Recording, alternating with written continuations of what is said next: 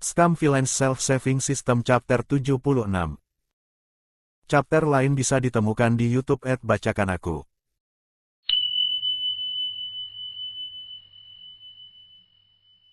Shen Qingqiu mengarahkan mereka lagi ke kursi, berkata, "Sesiung kita baru saja pergi." Saat dia mengangkat teko dari meja, Ming Fan bergegas untuk membantu, hanya untuk dihentikan oleh pandangan tajam yang menyuruhnya untuk tidak ikut campur. Saat Shen Qingqiu secara pribadi menuangkan teh untuk semua orang, Liu Qingge akhirnya duduk, meraih cangkir tehnya, dan menyesap dengan tenang. Qi Qingqi berbicara, "Secara otomatis, sesiung kita yang lain telah datang." Liu sedih, "Dari wajahmu itu, kupikir kamu berbicara tentang Luo Binghe." Meskipun kata-kata itu sendiri mungkin tidak memiliki implikasi yang lebih dalam saat diucapkan, pendengar dapat dengan mudah memutarbalikkan niatnya. Pipi Shen Qingqiu sudah sakit saat dia memalsukan senyum lagi. Sekarang bagaimana mungkin? Qi Qingqi meletakkan cangkir tehnya di atas meja dengan agak berat dan mengangkat alisnya saat dia berbicara. "Tentu saja, bagaimana bisa begitu? Jika Luo Binghe berani kembali ke puncak Changqiong sekarang, kamu akan melihat bagaimana kami merawat sampah seperti dia."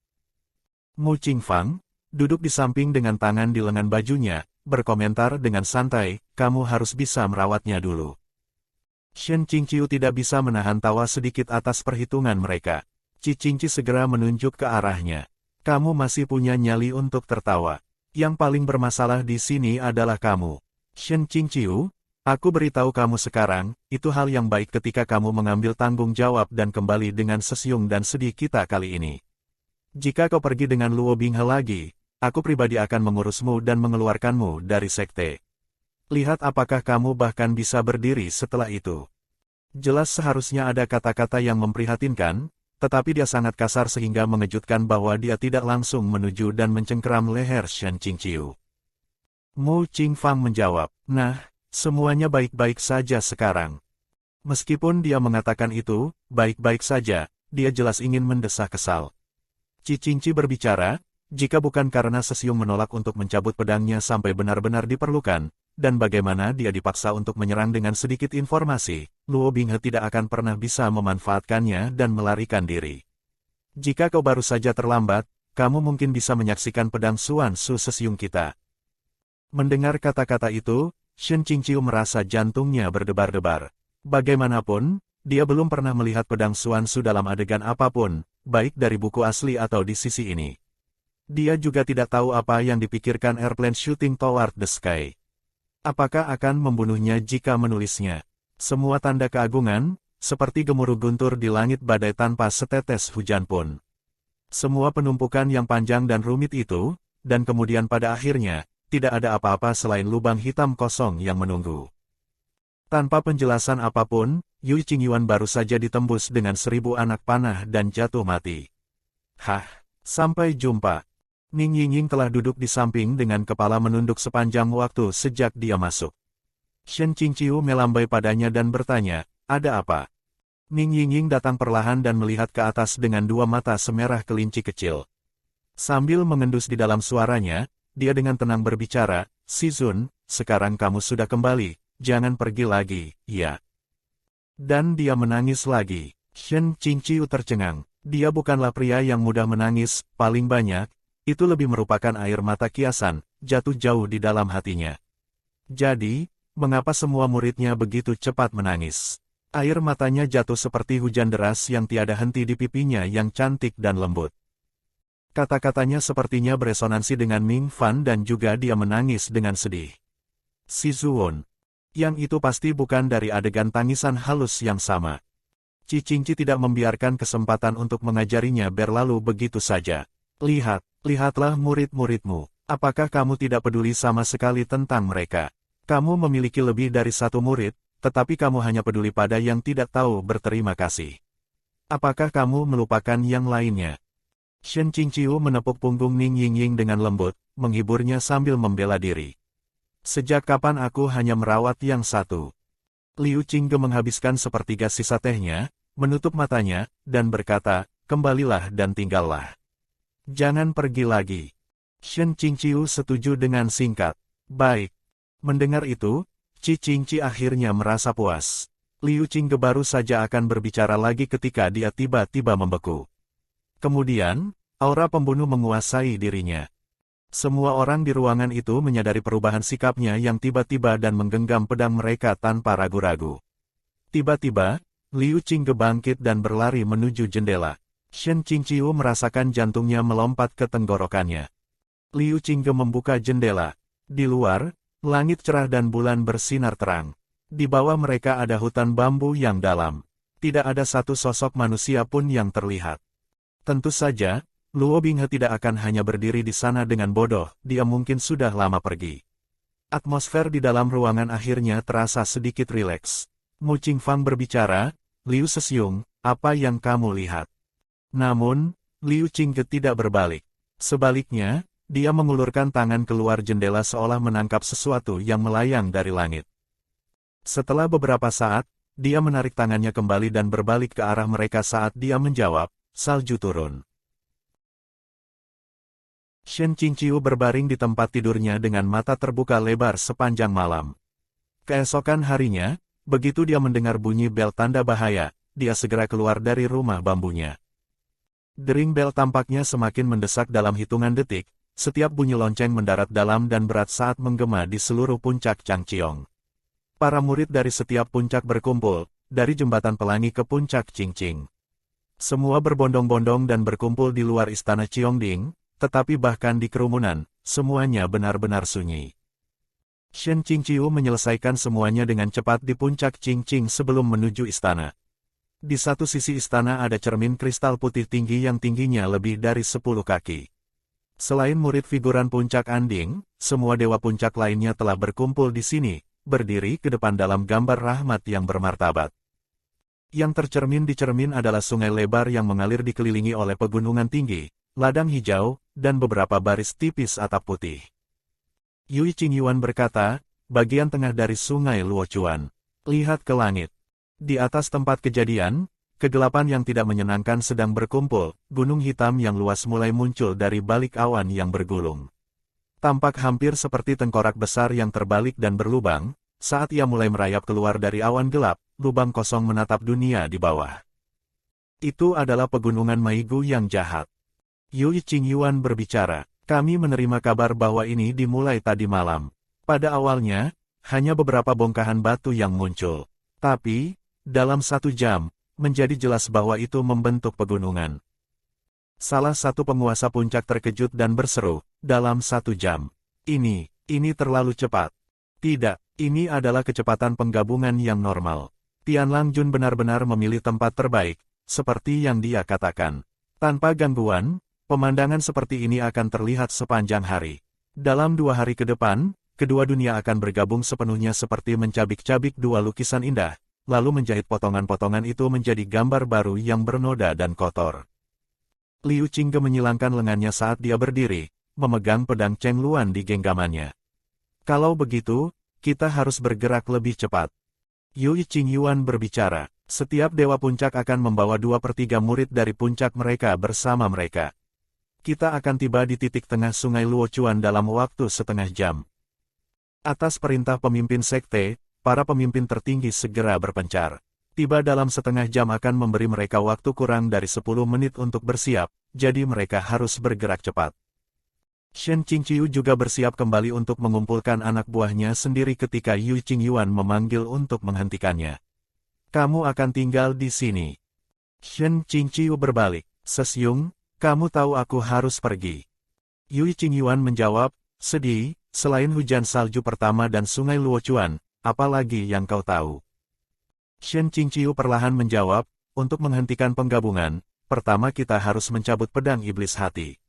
Saat ini berdiri di tengkorak di pegunungan Maigu, dan Tianlang Jun seharusnya ada di sana juga untuk memberi kekuatan padanya. Artinya, solusinya adalah, 1. Hancurkan jantung pedang iblis, 2. Bunuh Tianlang Jun. Yui Qingyuan bersikeras, kamu akan tetap tinggal.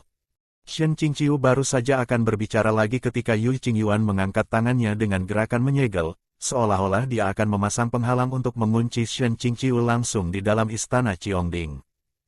Pemimpin sekte akan memberlakukan hukum.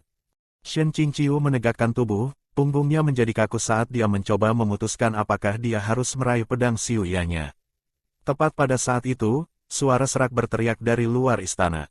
Kedua pria itu segera berlari keluar dan melihat ke arah yang ditunjukkan oleh para murid di luar. Shen Qingqiu terkesiap pelan. Mereka hanya bisa menyaksikan awan bergulung seperti gelombang besar di lautan luas langit di atas puncak Changqiong, warna merah darah. Seberkas cahaya merah membelah langit dan batu-batu raksasa yang menyala-nyala mulai muncul satu persatu seperti meteor yang jatuh lurus ke arah puncak Changqiong. Ekspresi Yu Qingyuan tidak goyah. Dia mengulurkan tangannya dan bersiul, pedang Xuanzu, sarung, dan semua terbang segera ke tangannya yang terulur. Shen Qingqiu menyaksikan setiap batu besar dihancurkan menjadi partikel-partikel kecil, seperti ribuan bara api yang bersinar mengambang setelah ledakan kembang api menerangi langit. Awan merah berputar-putar di sekitar kawah besar seperti puncak gunung berapi yang meletus.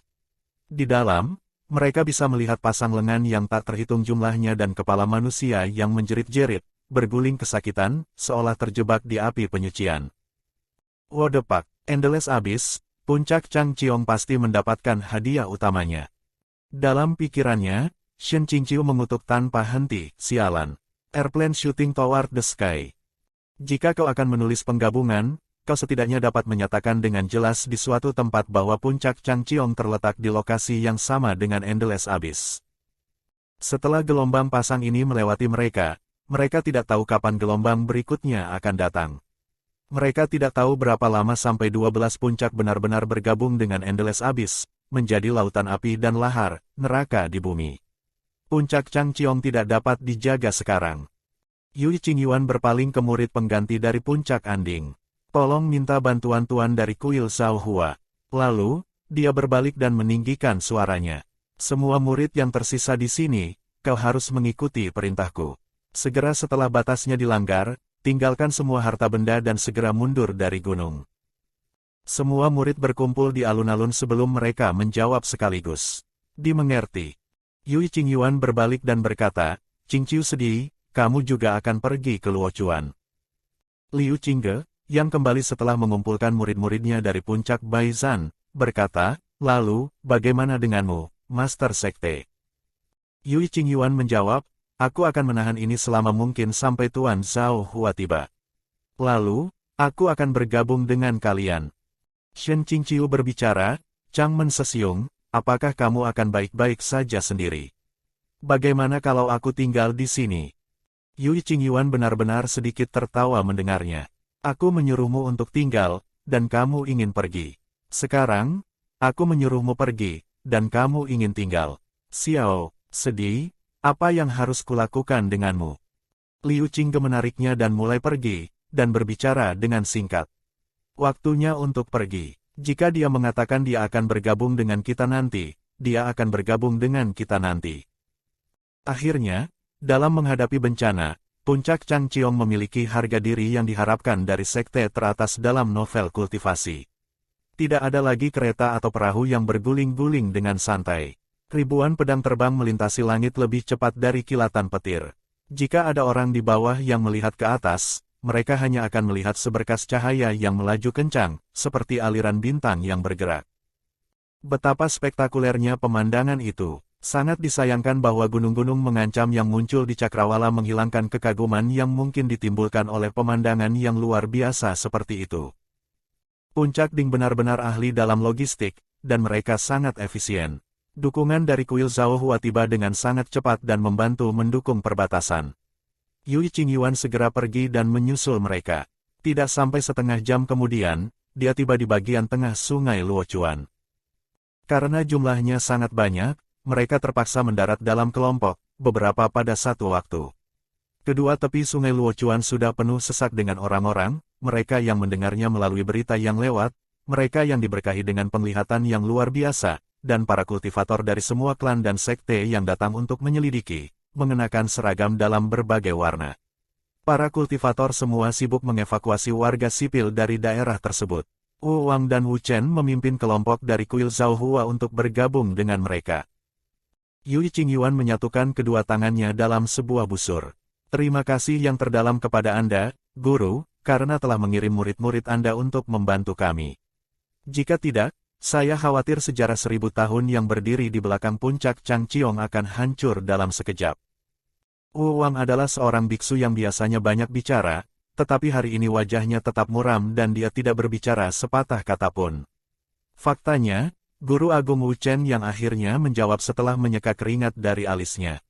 Amitabha, 1000 tahun sejarah yang akan dihancurkan bukan hanya milikmu sendiri. Kuil Zhaohua hampir terjebak dalam dilema yang sama. Yui Qingyuan sedikit terkejut. Hal seperti itu terjadi. Guru, Anda telah mengirim ratusan murid ke puncak Changqiong, adakah cukup yang tersisa untuk melindungi kuil?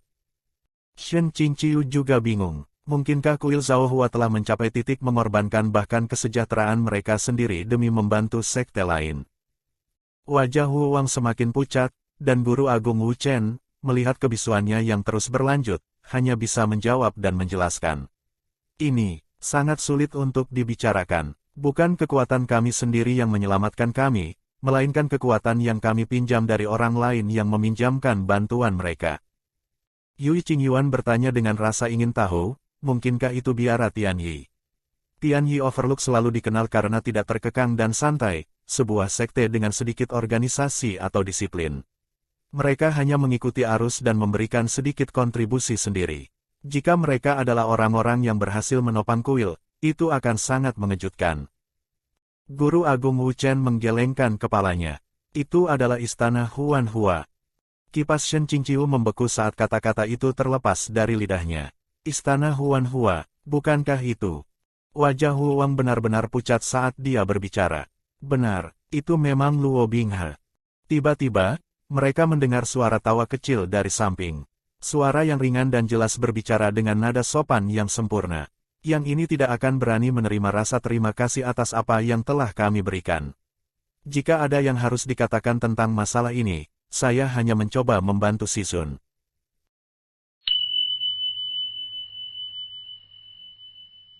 Akhir chapter 76.